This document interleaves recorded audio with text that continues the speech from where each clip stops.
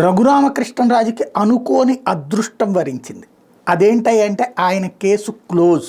ఎలాగా అంటే ఫెమా నిబంధనలు ఉల్లంఘించారంటూ ఆయన మీద ఈడీ ఇచ్చినటువంటి నోటీసుకు సంబంధించి గతంలోనే తెలంగాణ హైకోర్టు స్టే ఇస్తే జరిమానాగా అప్పట్లో 40 కోట్ల రూపాయలు చెల్లించడంతో పాటుగా నోటీస్ అమల్ని 6 వారాల పాటు నిలిపివేస్తూ హైకోర్టు ఇచ్చినటువంటి మధ్యంతర ఉత్తర్వులు దీని మీద తదుపరి విచారణ ఫిబ్రవరి 5కి వాయిదా వేసింది.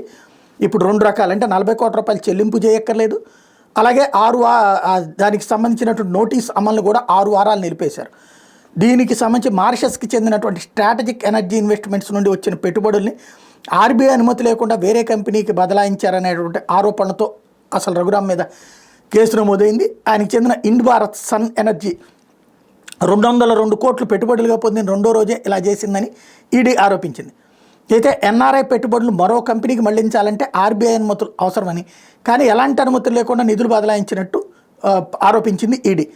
ఫెమా నిబంధనలు ఉల్లంఘించారన్న కారణంగా ఇందు భారత్ సన్ ఎనర్జీ సంస్థ డైరెక్టర్గా ఉన్న రఘురామ్కి 40 కోట్లు జరిమానా విధిస్తూ ప్రొసీడింగ్స్ జారీ చేసింది.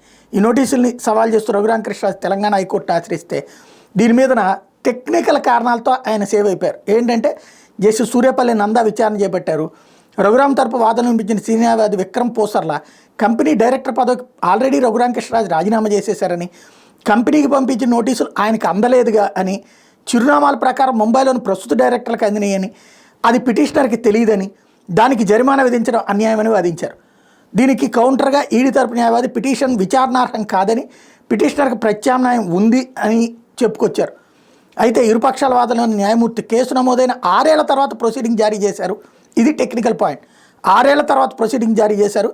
ప్రొసీడింగ్స్ని గరిష్టంగా ఏడాదిలోపే జారీ చేయాల్సి ఉంది.